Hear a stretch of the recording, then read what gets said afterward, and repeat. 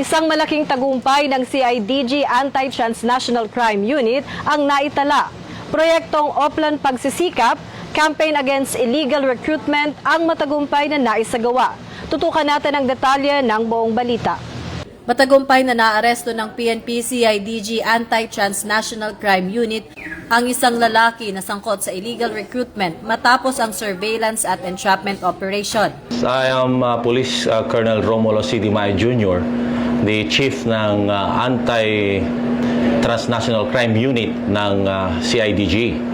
Nagumpisa ang aming operation noong January 26, 2026. Ito lang, makailan lang. That was Monday, together with the member of the DMW, yung Department of Migrant Work. Headed by, of course, yung Undersecretary na si Secretary Olalia, together with his team. It all started with a complaint coming from a concerned citizen na allegedly merong isang travel agency dito sa Tanza, Cavite na kung saan naghihikayat siya ng mga magtatrabaho kapalit ng isang sweldo na humugit kumulang 80 to 120,000 per month, and they will work as a laundry services yon at hotel workers sila. So upon verification from our friends or from our counterparts sa DMW, that agency o that person hindi sila interesadong magpadala ng mga workers sa Korea, kasi Korea ang ang bansa kung saan magtatrabaho.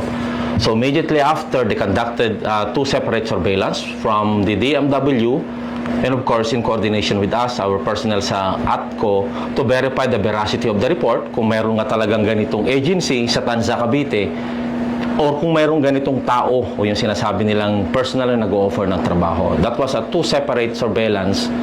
After verifying, or after the result of surveillance turned out to be positive, mayroong nga ganung tao. Kasi personnel talaga natin yung nakaharap nila who posted as a applicant or employee na gusto magtrabaho sa ibang bansa. So positive yung tao nandun and even yung lugar. So after that, kinasa namin kagad ang operasyon together with the DMW at nagkaroon kami ng briefing doon mismo sa opisina ng DMW. So it took us 1 hour for the travel, and after that, nakuha namin during nagkaroon kami ng nagprepare muna kami ng budol money. Pinadas namin yung pera to make it sure na marireceive niya talaga yung entrapment money. So kinasa na namin yung entrapment operation together with the concerned agencies, yung DMW. So it's very fortunate na naging positive yung operation natin. So kakasuhan natin ito si Mr. Raro ng RA 10022 or yung illegal recruitment. Dahil napatunayan na hindi siya otorisado, wala siyang certification galing sa DMW na authorized siya magpadala ng tao. At kahapon ay itong taong nabanggit na tao na ito ay in-inquest na namin at tinanggap naman ng piskalya. Una-una, sa mga nabiktima ng fake na travel agency na to, ang aming tanggapan o ang aming opisina ay bukas para sa mga naging biktima ng travel agency na to. So 24 hours namin kayong aantayin, pagsisilbihan para maramdaman nyo ang serbisyong mabilis, tapat at nararamdaman.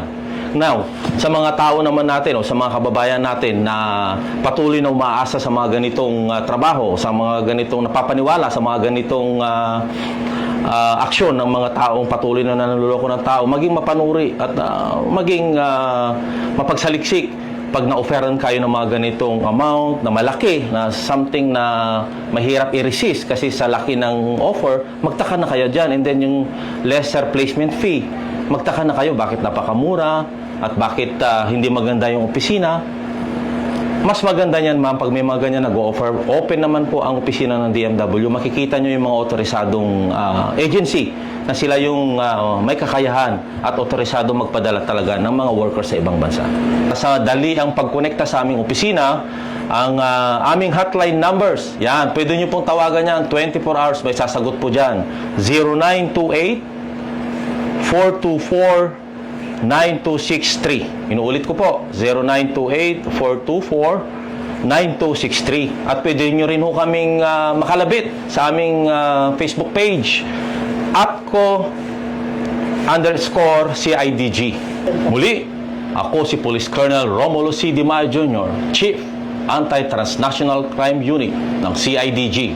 Ito ang bagong PNP Para sa bagong Pilipinas, serbisyong mabilis, tapat at nararamdaman.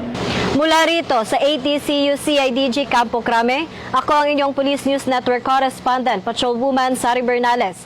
Nagbabalita para sa Police News Express.